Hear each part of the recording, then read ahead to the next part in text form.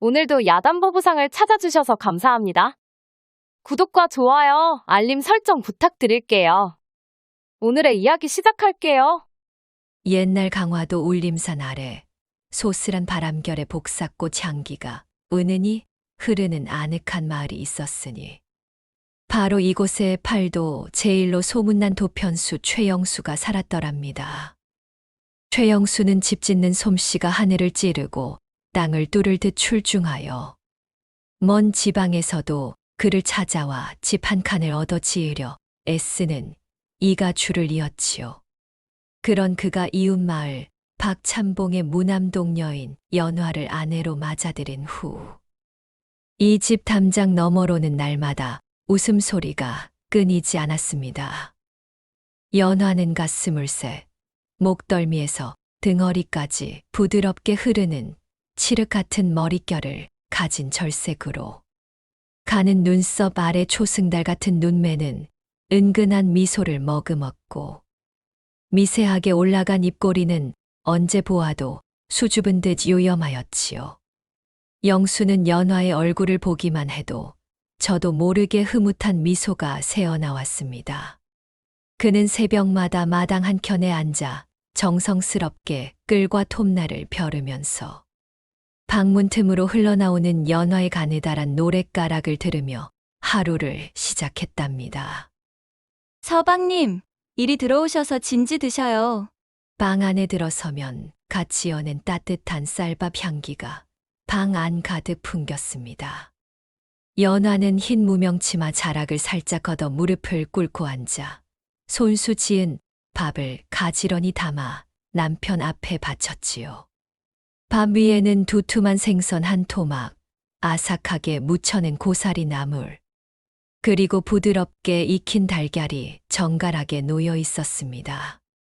영수가 맛있게 밥을 먹는 동안 연화는 수줍은 듯 조용히 말을 건넸습니다.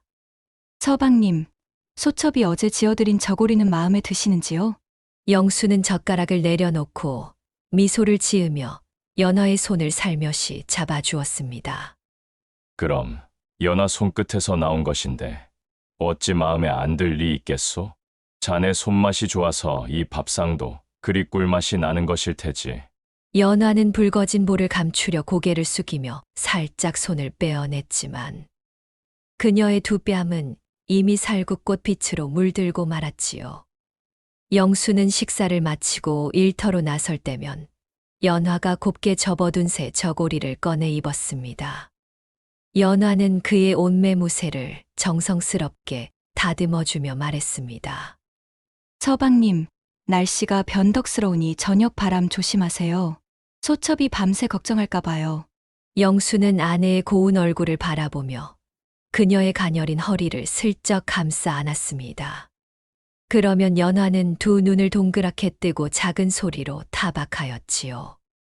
어머, 서방님, 대낮에 이러시면 이웃들이 뭐라 하겠어요. 영수는 아랑곳하지 않고 연화의 귓가에 살짝 입술을 가져가 속삭였답니다. 남들이 무엇라 하든 말든 내 아내 내가 어루만지는데 어찌 부끄럽다 하시오.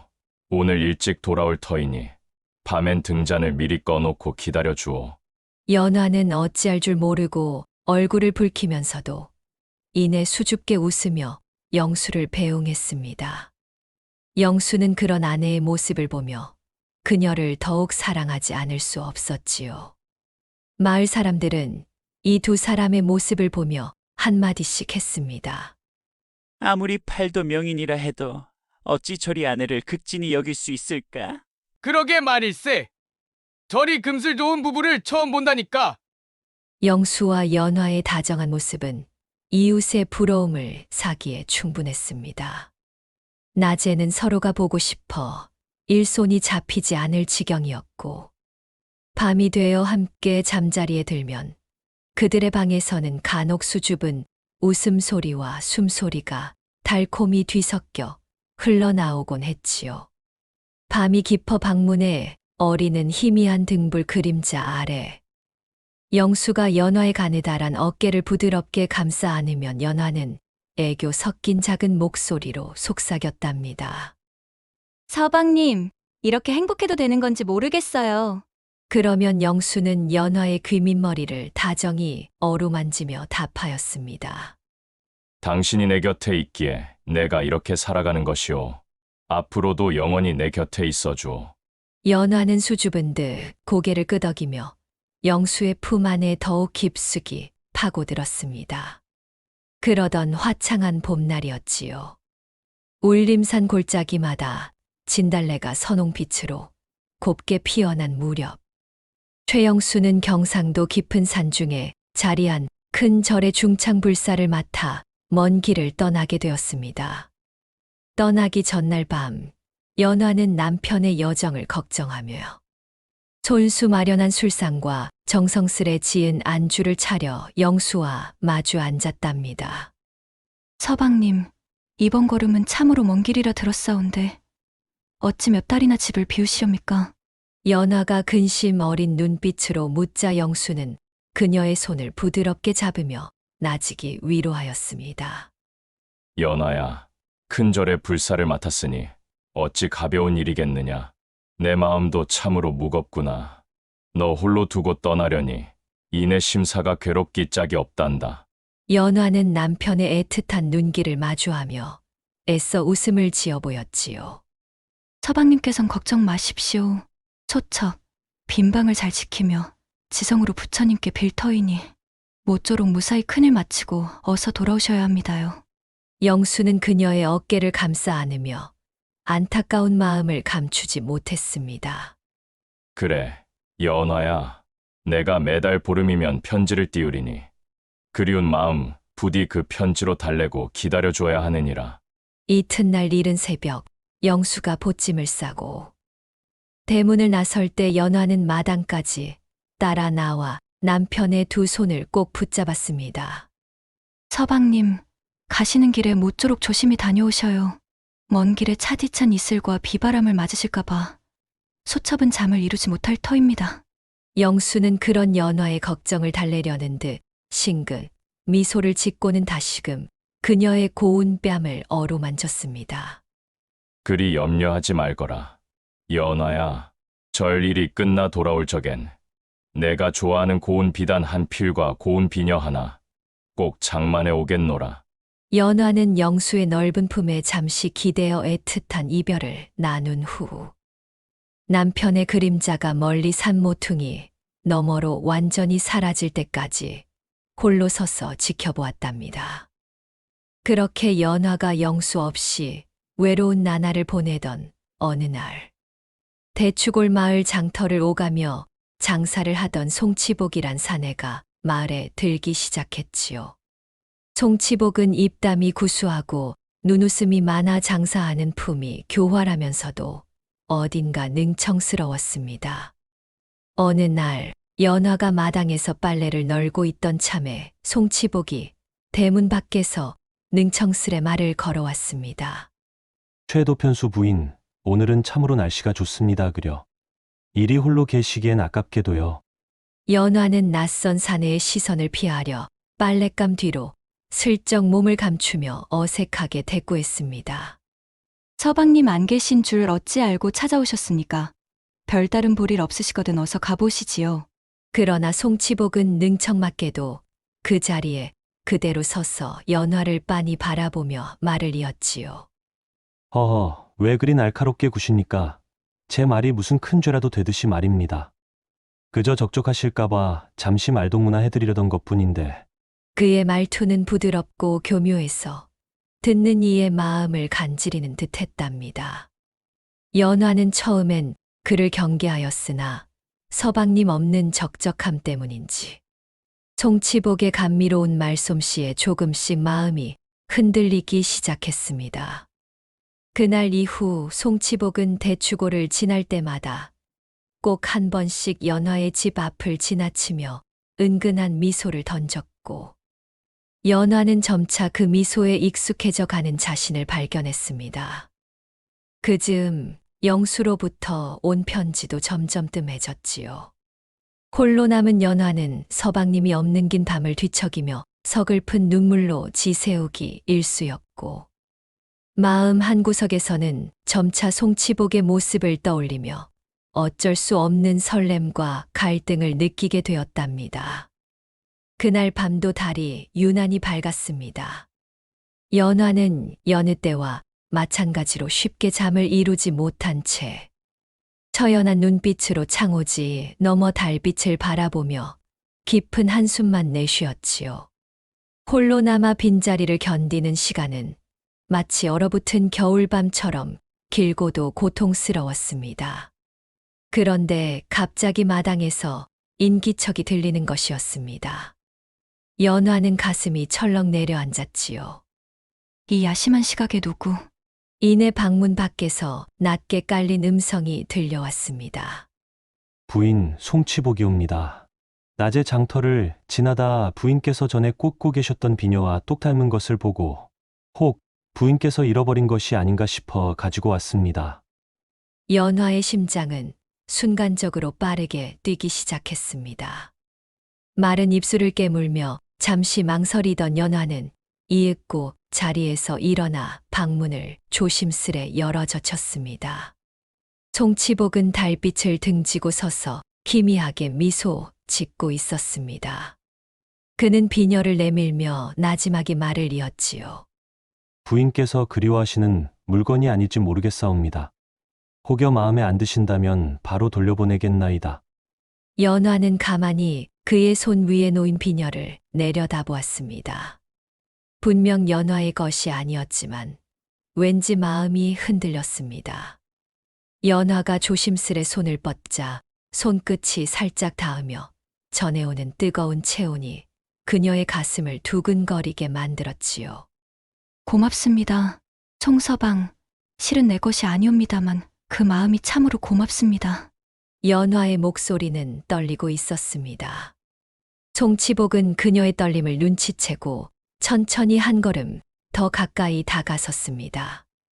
부인, 소인은 장돌뱅이 신세라 여기저기 떠돌며 살아왔지만 이리도 아름답고 고운 마음씨를 지닌 여인은 부인이 처음이옵니다. 실은 부인을 처음 뵈었을 때부터 밤잠을 이루지 못했사옵니다. 연화는 순간 고개를 돌려 피하려 했지만 그의 깊고 그윽한 눈빛에서 시선을 떼지 못했습니다. 달빛 아래 송치복의 얼굴은 더욱 선명히 빛나고 있었고 연화의 가슴 깊은 곳에서 뜨거운 불길이 서서히 타오르기 시작했지요. 송치복은 연화의 어깨 위에 살며시 손을 얹었고 연화는 그의 손길을 피하지 못하고 오히려 가녀린 몸을 부르르 떨며 다가오는 운명의 몸을 맡겼습니다. 송서방, 이러면 아니 되는데 나는 송치복은 그녀의 말을 끝까지 듣지 않고 그녀의 가녀린 허리를 감싸 안았습니다. 연화는 한순간 놀라 눈을 크게 떴지만 이내 그의 품에 서서히 녹아들었지요. 오랜 외로움과 갈증이 밀물처럼 밀려와 송치복의 숨결과 체취에 더욱 강렬하게 끌려가고 있었습니다. 연화는 스스로도 믿을 수 없을 만큼 깊은 감정의 소용돌이 속에 빠져들고 있었습니다. 송치복은 그녀의 떨리는 몸을 천천히 안아들어 방 안으로 들어섰고 방문이 조용히 닫히며 둘만의 세상으로 가는 문이 열렸습니다. 달빛은 그날 밤 깊어만 갔고 연화의 방에서 흘러나오는 낙후고 긴 탄식 소리와 애절한 숨결만이 어두운 마당을 조용히 메웠답니다. 한편 먼 경상도 땅에서 공사가 예상보다 일찍 마무리된 영수는 하루라도 빨리 보고 싶은 연화의 고운 얼굴을 떠올리며 황급히 밤길을 재촉했지요. 달빛이 밝아 산길을 환히 비추어 영수는 지친 줄도 모르고 서둘러 발걸음을 옮겼답니다. 집 근처에 다다르자 은은한 불빛이 문틈으로 새어나오는 모습의 마음이 한결 따뜻해졌습니다. 서방님의 귀가를 기다리는 연화가 조용히 바느질이라도 하고 있을 듯하여 입가에는 절로 흐뭇한 미소가 맴돌았습니다. 하지만 마당 안으로 들어서던 영수는 문득 발걸음을 멈추었습니다. 희미한 등잔불 아래에서 나지막한 웃음소리와 연화의 고운 목소리가 섞여 나오는 것이었지요.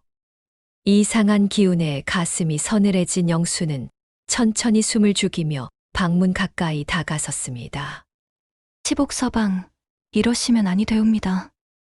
아이고, 연화의 목소리는 나직하면서도 애절하게 떨리고 있었습니다. 영수는 심장이 떨어져 나가는 듯한 충격과 배신감에 온몸이 싸늘하게 식어갔습니다. 자신이 애지중지하던 연화의 음성이 다른 사내의 이름을 부르며 달콤히 흐느끼고 있었으니 믿을 수도 없고 믿고 싶지도 않은 일이었지요. 마님도 참으로 이리 몸부림을 치시면 저야 어찌 견딘답니까? 이번에는 송치복의 목소리가 음흉하게 속삭이듯 들려왔습니다. 숨 막히는 충격과 함께 영수의 머릿속은 새하얗게 뒤덮였지요. 견딜 수 없는 분노가 온몸을 덮쳐왔고 그는 이성을 완전히 잃고 말았습니다. 쿵! 영수가 힘껏 방문을 걷어차자 문짝이 부서질 듯 열리며 등잔불 아래 있던 두 사람이 놀라 고개를 들었습니다.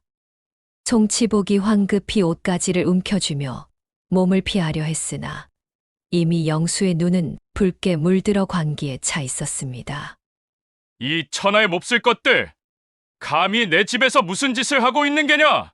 영수는 분노로 부들부들 떨며 소리쳤고 송치복은 공포에 질린 얼굴로 변명조차 하지 못하고 방 안구석으로 몸을 움츠렸습니다. 연화는 치맛자락을 황급히 여미며 영수의 발치에 무릎을 꿇고 울음을 터뜨렸습니다. 서방님, 소첩이 잘못했사옵니다. 제발 용서해 주십시오. 연화는 두 손을 모아 애원했지만 영수는 이미 이성을 완전히 잃은 채였습니다. 미친 듯 마당으로 뛰어나간 영수는 커다란 돌멩이를 들어 움켜쥐었고 방에서 뛰쳐나오려는 송치복의 머리를 망설임 없이 내리쳤습니다.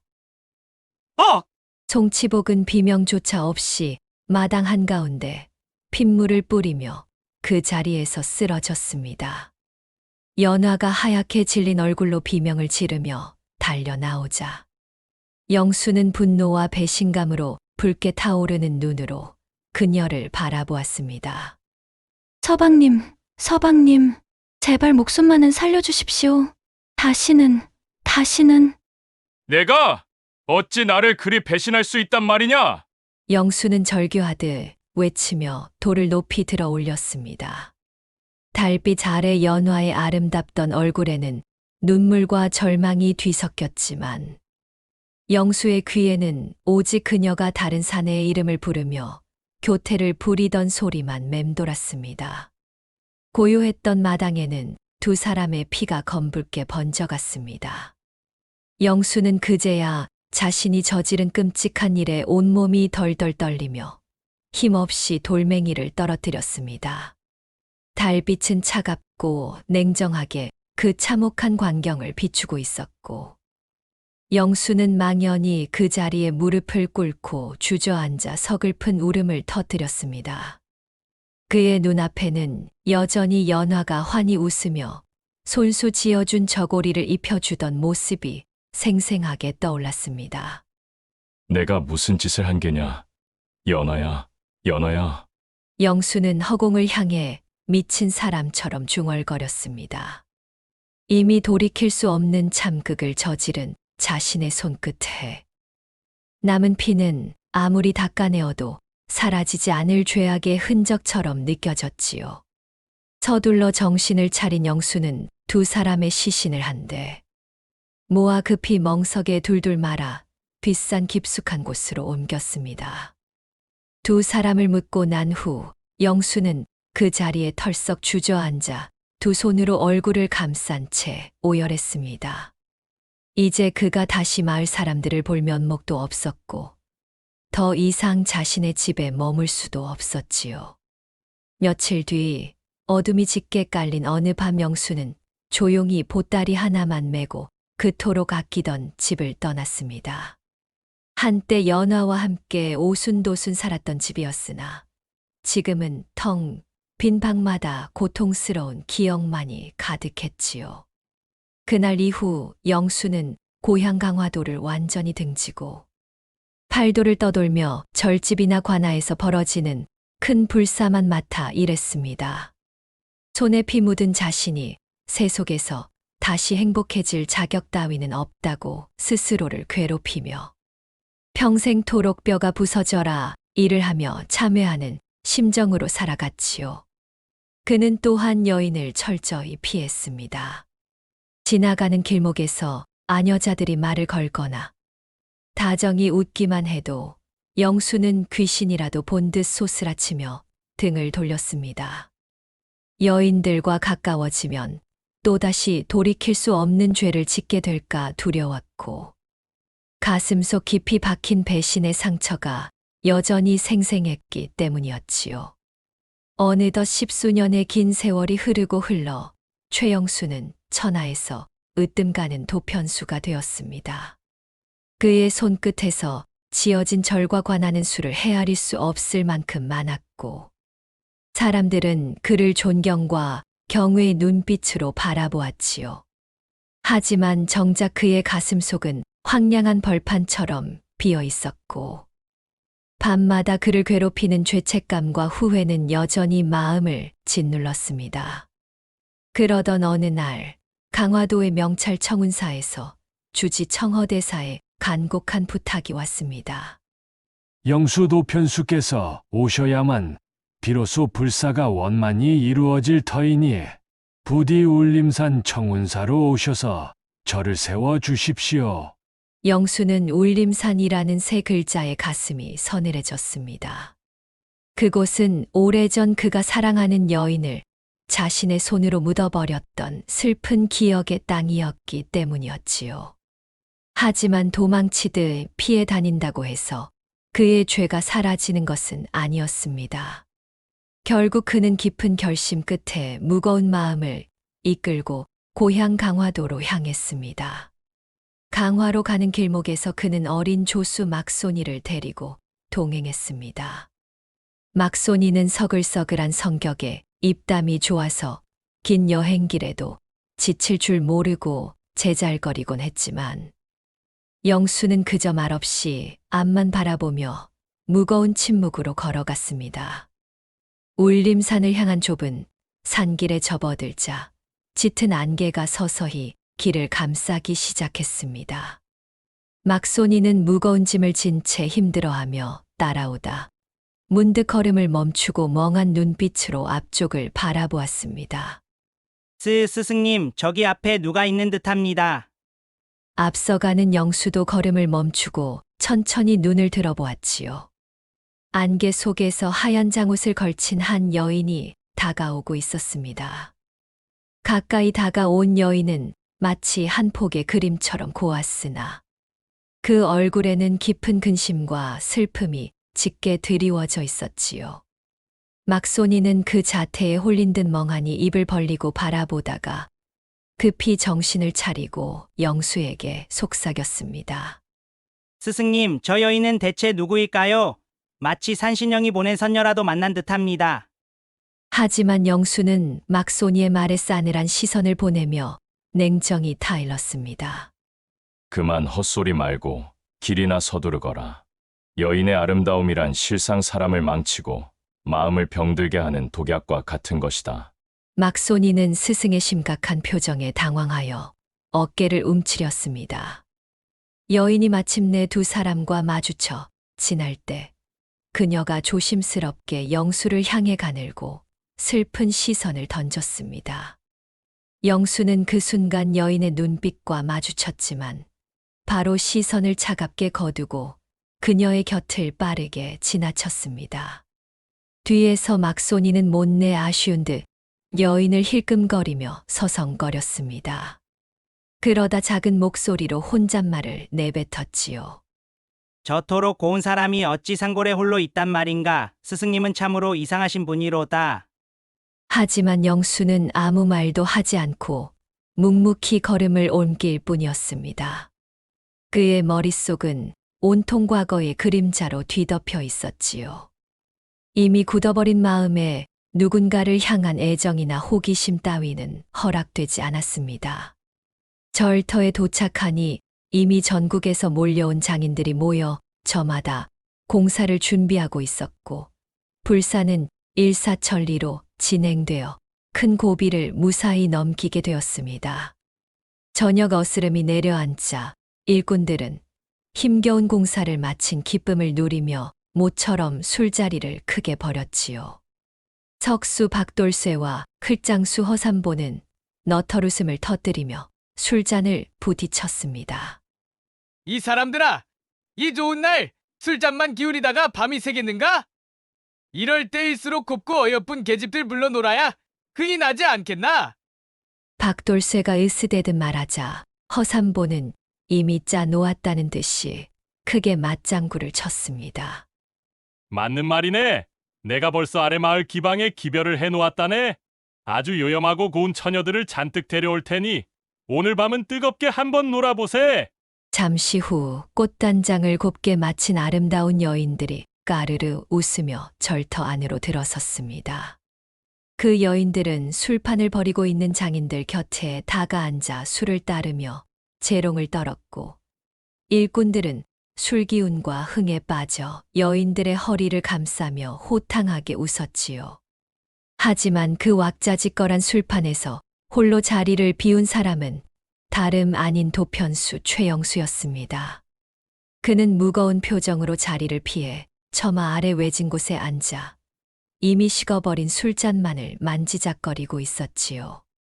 그때 송이송이 피어난 복사꽃 같은 뺨을 한 젊은 여인이 고운 비단 치마를 사뿐사뿐 걷으며 다가와 영수의 곁에 앉았습니다.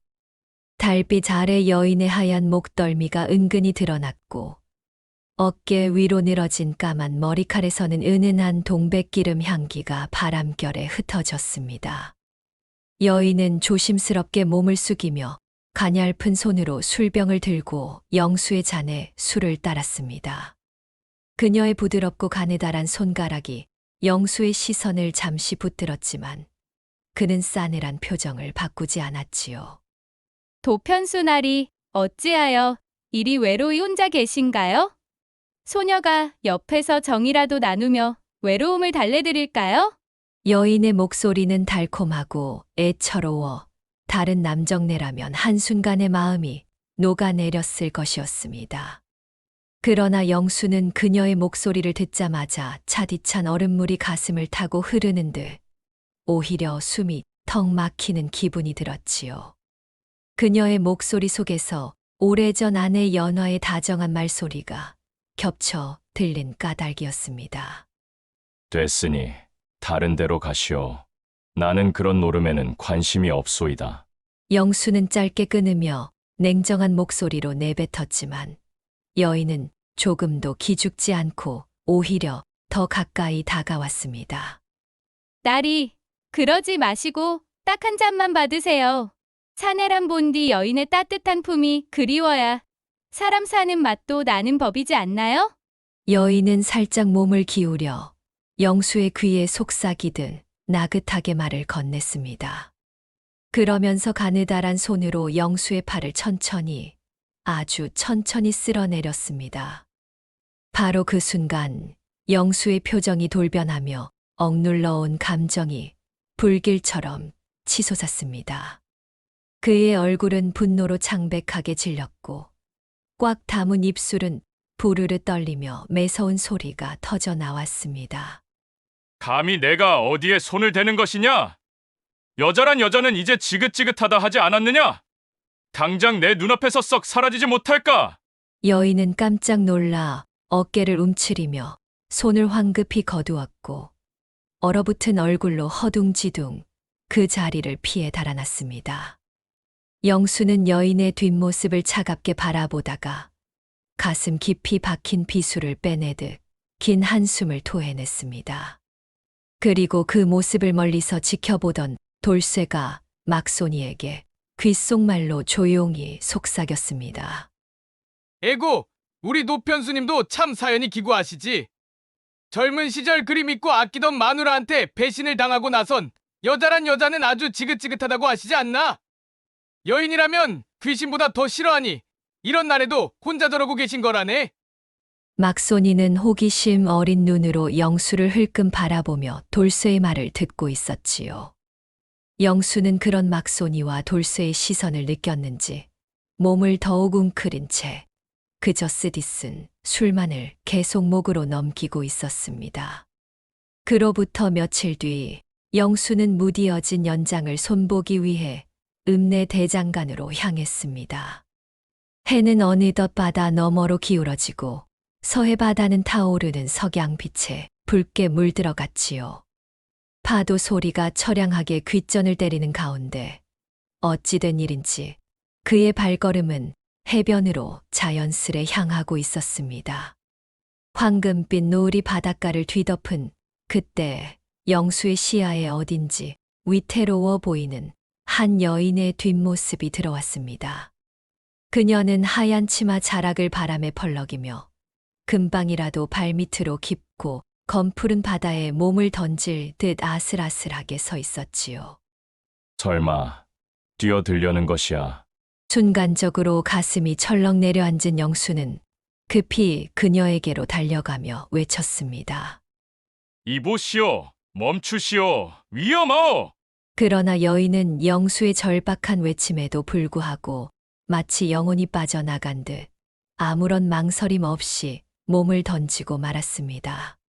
그녀의 가느다란 몸이 차가운 물속으로 사라지는 광경을 본 영수는 정신을 차릴 새도 없이 그대로 바다에 뛰어들었습니다. 얼음장 같은 바닷물이 영수의 몸을 순간적으로 얼어붙게 만들었지만 그는 있는 힘을 다해 필사적으로 물살을 헤치며 여인을 향해 나아갔습니다. 이윽고 물 위에 둥둥 떠오른 그녀의 옷자락을 간신히 붙잡고는 젖먹던 힘까지 다해 해안가로 그녀를 끌어냈습니다. 정신 차리시오. 죽으면 안 돼요. 의식 없는 그녀의 얼굴을 보며 영수는 애절하게 소리쳤습니다. 그 순간 물에 젖어 장옷이 벗겨지면서 드러난 그녀의 얼굴을 보자 그는 그대로 얼어붙었습니다. 그것은 바로 얼마 전 울림산길에서 마주쳤던 그 아름답고 서글픈 눈빛을 지닌 여인이었던 것입니다. 영수는 왜인지 꼭 그녀를 살려야 한다는 마음이 강하게 들었습니다. 해서 영수는 그녀를 가슴에 안고 급히 읍내의 객주집으로 달려가 방 한편 아랫목에 그녀를 눕히고 서둘러 불을 피웠습니다. 얼마의 시간이 흘렀을까? 따뜻한 기운에 정신이 돌아온 듯 여인의 눈꺼풀이 희미하게 떨리더니 가느다란 숨결과 함께 천천히 눈을 떴습니다. 그녀는 불안한 눈빛으로 주변을 둘러보다 자신의 곁에 앉아 지친 표정으로 바라보는 영수를 보고는 깜짝 놀라며 몸을 움츠렸습니다. 겁내지 마시오. 나는 해변에서 당신을 구해낸 도편수 최영수라 하오. 어찌하여 그리 몹쓸 짓을 하려 했소? 영수의 나지막한 말에 그녀는 순간 흐느끼며 고개를 떨구었습니다. 어찌하여 저를 구하셨습니까? 그냥 바닷속에 저를 내버려 두시지. 그녀의 목소리는 한없이 힘이 없고 가녀렸습니다. 목숨을 함부로 내던지는 것은 죄악이오. 어찌하여 그렇게 슬픈 생각을 했는지 이야기라도 들어봅시다. 영수의 진중하고 따뜻한 말에 여인은 그제야 흐느낌을 간신히 억누르며 말을 잇기 시작했습니다. 소녀의 이름은 소월이라 하옵니다. 소녀의 남편은 노름에 빠져 가산을 탕진한 뒤 결국 스스로 목숨을 끊었습니다. 그 뒤로 빚쟁이들이 뒷대신 저를 색주가에 팔아넘기려 하였지요. 며칠을 숨어 다녔으나 더 이상은 도망칠 곳이 없었습니다. 오늘도 쫓기다가 세상이 너무 원망스럽고 괴로워 바다에 몸을 던진 것이옵니다. 그녀는 애써 흐느낌을 참았지만 결국 북받치는 울음을 터뜨리고 말았습니다. 영수는 그 슬픈 사연을 들으며 자신도 모르게 가슴이 저릿하게 아파오는 것을 느꼈습니다. 오랜 세월 굳게 닫아두었던 연민과 동정심이 다시금 살아나는 순간이었지요. 이제는 걱정 마시오. 내가 있는 동안만이라도 아무도 당신을 해하지 못할 것이오. 은혜를 입었다 생각한 것일까. 그녀는 아침이면 따뜻한 국을 끓여 상을 내어오고 저녁이면 옷가지며 버선까지 정성스레 다듬으며 그를 뒷바라지했습니다. 영수 또한 그런 소월의 정성 어린 손길을 차마 외면할 수 없었지요. 그러던 어느 저녁 무렵 객주방 마당이 갑자기 소란스러워졌습니다. 이내 방문이 거칠게 열리며 키 크고 험상궂은 얼굴의 추쇠라는 사내가 거친 숨을 몰아쉬며 방 안으로 쳐들어왔습니다. 그의 뒤로 덩치 큰 장정들이 팔짱을 끼고 험악한 기세로 서 있었지요. 소월은 추쇠를 보는 순간 창백하게 질려 그 자리에서 주저앉으며 공포에 떨었습니다. 영수는 본능적으로 그녀를 감싸며 앞으로 나섰지요. 무슨 일이오? 이리 무례하게 남의 객주방까지 쳐들어와 무얼 하는 짓이오? 추쇠는 흥미롭다는 듯 비릿한 웃음을 흘리며 턱짓으로 소월을 가리켰습니다. 허허, 도편수 나리. 이 여자는 나에게 1300냥이나 되는 빚이 있소. 이 년을 오늘 밤 색주가로 넘기기로 했으니 순순히 내놓으시오. 그 말에 소월은 애처로운 눈빛으로 영수를 올려다보며 간절히 매달렸습니다. 도편수 나리, 제발 저를 살려주세요. 차라리 죽으면 죽었지. 다시는 그곳으로 끌려가긴 싫습니다. 그녀의 떨리는 손이 영수의 소매를 꼭 붙잡았고 영수는 그 손끝에서 전해지는 그녀의 절박함에 자신도 모르게 가슴이 시리도록 저려왔습니다. 그동안 닫아두었던 마음이 한순간 흔들리기 시작한 것이지요. 추쇠는 느긋하게 다가서며 손목을 뚝뚝 꺾어 보이며 위협적으로 말했습니다. 그렇게 사정한다고 해결될 일이 아니오. 어서 2년을 넘기시오. 아니면 당신까지 무사치 못할 것이오. 그 순간 영수의 머릿속에는 지난날의 슬픔과 배신감, 그리고 이 여인을 구해야 한다는 결연한 마음이 폭풍처럼 휘몰아쳤습니다. 그는 두려움을 눌러삼키며 즉흥적으로 큰 소리로 외쳤습니다. 잠깐, 그 빚 내가 갚겠소이다. 이 여인은 이미 나와 혼인한 사람이니 함부로 끌고 갈 수는 없소. 방 안은 일순간 고요해졌습니다. 소월은 믿기지 않는 듯 깜짝 놀라 눈을 크게 떴고 추쇠 또한 당황한 듯 눈을 가늘게 뜨며 영수를 노려보았습니다. 뭐요? 지금 이 여자와 혼인한 사이라 했소? 추쇠의 의심 섞인 물음에 영수는 더욱 담대하게 맞섰습니다. 그렇소. 이 여인은 내 아내가 되었으니 내가 책임지고 빚을 갚을 것이오. 추쇠는 가소롭다는 듯 큰 소리로 웃어댔습니다. 허허, 기가 막힐 노릇이로구만. 1300냥이 무슨 푼돈인 줄 아시오. 돈을 마련하지 못하면 이 여자는 물론이고 도편수, 나리 당신도 무사치 못할 거요.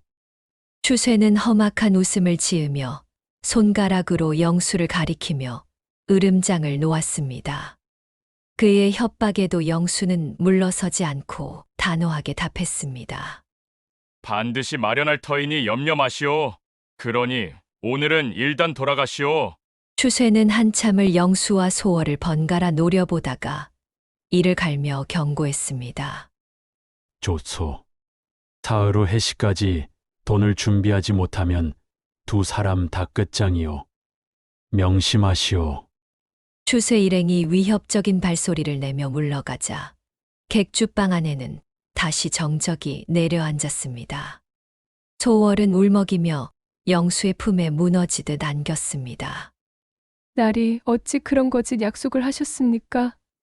1300냥이란 큰 돈을 어찌 사흘 만에 마련하실 수 있겠습니까? 다 저 때문입니다. 차라리 죽도록 내버려 두셨더라면. 영수는 그녀의 떨리는 어깨를 부드럽게 감싸 안았습니다. 그의 목소리는 담담했지만 가슴은 여전히 거칠게 뛰고 있었습니다. 괜찮소.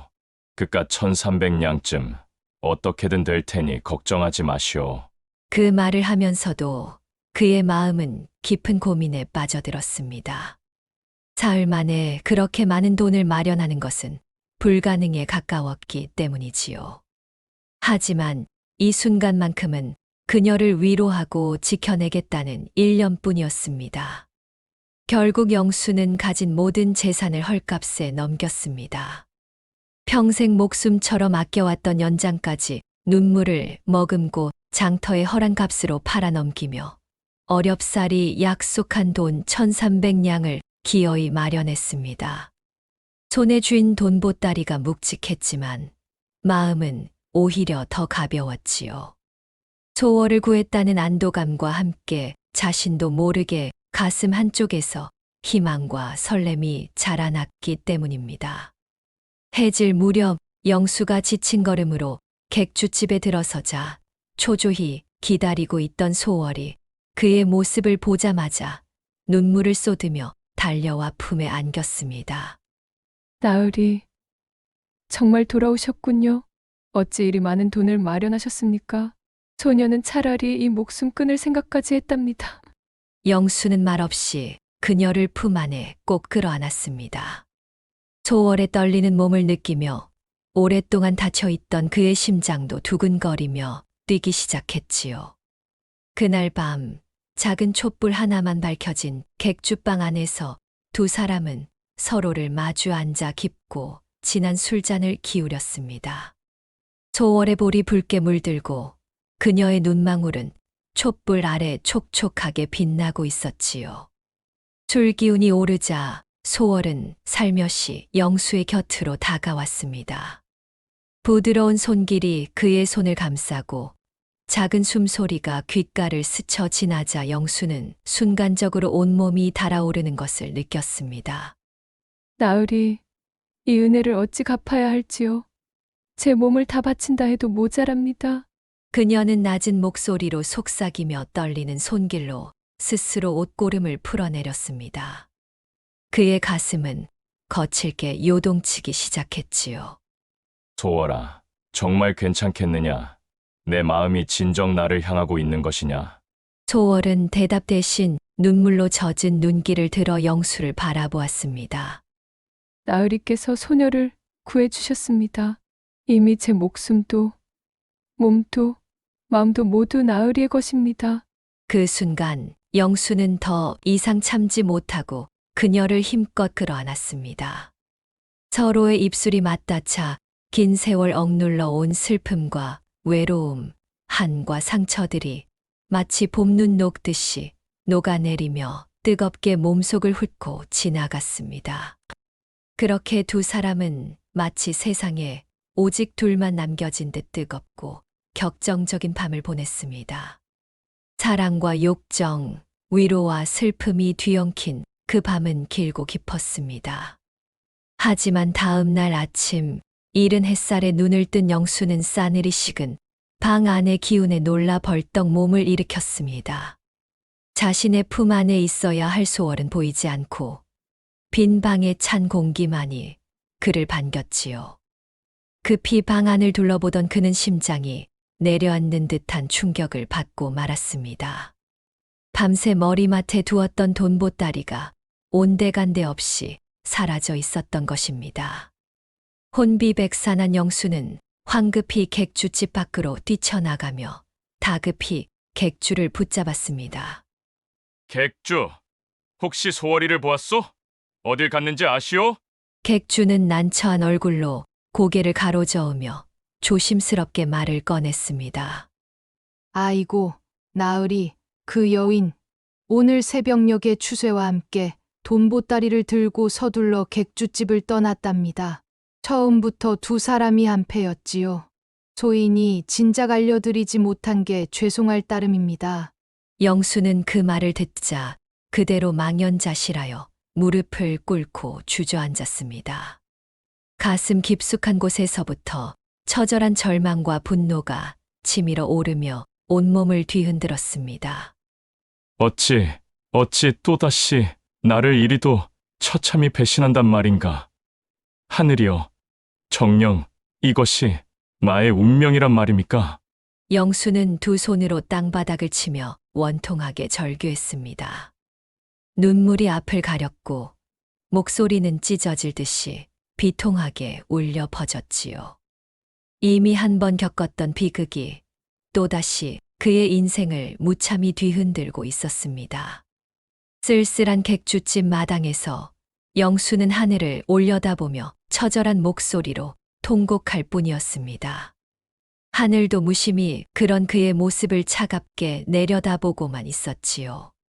그 후로 영수는 세상과 단절한 채 공방 깊숙이 스스로를 가두었습니다. 낮인지 밤인지 분간할 수 없는 어두운 방 안에서 그는 먹지도 자지도 않고 오직 연장과 나무만을 붙들고 미친 듯이 파고 또 깎아댔습니다. 그의 손끝에서 탄생하는 것은 다름 아닌 여인의 형상이었습니다. 배신과 원망의 기억이 서린 그 여인의 모습이었지요. 처음에는 거칠고 흐릿했던 형상이 점차 또렷해지고 구체화될수록 그의 가슴 깊은 곳에서는 이루 말할 수 없는 고통과 광기가 소용돌이쳤습니다. 차라리 나를 죽이고 가지! 어찌 이리도 잔인하게 또 나를 버리고 갔느냐! 그의 입술은 갈라지고 피가 맺혔으며 눈은 붉게 충혈되어 광기 어린 눈빛으로 나무를 향해 고통스레 소리쳤습니다. 그의 손끝에서는 나무 조각들이 마치 원혼의 눈물처럼 쉴 새 없이 떨어졌지요. 어느덧 완성되어 가는 그 조각상은 실로 처참하면서도 아름다웠습니다. 벌거벗은 채 괴롭게 몸부림치는 여인의 모습은 마치 영수의 마음속을 뒤흔드는 애증의 결정체처럼 생생히 살아 숨 쉬었습니다. 곡선 하나하나, 피부의 결 하나까지 섬세하고 처연한 정서가 그대로 드러났습니다. 그래, 이게 바로 내 진짜 모습이다. 나를 기만하고, 나를 망가뜨리고, 나를 끝없는 지옥에 빠뜨린 여인의 참모습. 영수는 혼잣말로 나지막이 입조리며 손끝이 닳아 피가 흐르는 줄도 모르고 조각에 열중했습니다. 그러나 형상을 완성할수록 영수의 육신은 처참히 무너져 갔습니다. 뺨은 움푹 패이고 몸은 바싹 말랐으며 눈빛은 이미 사람의 그것이 아니었지요. 주변에서는 영수가 미쳐버렸다는 소문이 돌기 시작했고 조수 막손이조차 그를 걱정스레 지켜보며 한숨만 내쉬었습니다. 나리, 이제 그만두십시다. 이대로는 몸도 마음도 버티지 못하십니다. 하지만 영수는 듣지 않았습니다. 오직 자신의 마음 속에 뿌리 박힌 그 원혼을 나무 위에 새겨내는 것 외에는 아무것도 할 수 없었지요. 마침내 여인의 형상이 완성되자 영수는 공방 바닥에 털썩 주저앉아 힘없이 숨을 몰아쉬었습니다. 그가 쏟아낸 혼이 담긴 조각상은 희미한 촛불 아래 처연한 아름다움과 섬뜩한 고통을 동시에 드러내며 조용히 빛나고 있었습니다. 이제야, 내가 여기에 있구나. 나를 두고 떠난 내 영혼을 이제야 붙잡았구나. 영수는 그렇게 혼잣말을 중얼거리며 흐릿해진 시선으로 처참히 웃었습니다. 그날 밤 영수는 홀로 나녀상을 수레에 싣고 깊은 어둠 속을 청운사로 향했습니다. 밤 안개가 산자락을 휘감고 달빛마저 차갑게 빛나 마치 그의 비참한 심정을 그대로 비추는 듯 했습니다. 새벽녘 청운사 법당 앞에 이른 영수는 조용히 수레에서 나녀상을 내려 법당 처마 기둥 앞에 세웠습니다. 손끝에 닿는 나무의 결마다 자신의 한이 깊게 배어 있음을 느끼며 마지막까지 조각돌을 들어 여인의 얼굴에 맺힌 고통의 흔적을 더욱 생생히 새겨 넣었습니다. 멀찍이서 이를 지켜보던 청허대사가 조용히 다가왔습니다. 영수는 스님의 발소리에 몸을 돌렸으나 차마 얼굴을 들지 못하고 그저 바닥만을 내려다보았습니다. 도편수여, 이토록 슬픔과 원망이 담긴 형상을 여기에 두려는 것이냐? 영수는 떨리는 목소리로 겨우 답했습니다. 스님, 저는 이 여인의 모습 속에 평생 풀지 못할 제 업을 새겼습니다. 바라건대 이 나녀상을 세워주시어 저 여인의 혼이 영겁의 세월 동안 참회하며 업을 씻도록 해주소서. 청어대사는 가만히 눈을 감고 긴 한숨을 내쉬었습니다. 그리고는 깊은 연민과 깨달음이 어린 목소리로 말했습니다. 이는 곧 번뇌와 탐욕의 업을 온전히 참회하게 하는 형상이니 이 자리에 오래도록 두어 사람들에게 경계로 삼을 것이네. 그대의 원망과 애증 역시 이로써 부디 해탈하기를 바라네. 청어대사는 짧게 연부를 외우며 두 손을 모아 합장했습니다. 날이 밝자 청운사를 찾은 신도들과 마을 사람들은 벌거벗은 나녀상을 보고 처음에는 경악하여 어찌할 바를 몰랐습니다. 이게 대체 무슨 연유로 저리 흉물스러운 상이 놓인 것일까? 벌거벗은 몸으로 저토록 괴롭게 서 있는 여인은 또 어떤 사연이 있을까? 그러나 시간이 흐르며 사람들은 점차 도편수 최영수의 가슴 아프고 애절한 이야기를 전해 듣게 되었습니다. 영수가 젊은 날 겪었던 여인들의 배신과 상처, 끝내 버리지 못했던 애증과 회한의 세월까지 그 처절한 사연이 사람들의 마음을 깊숙이 파고들었지요.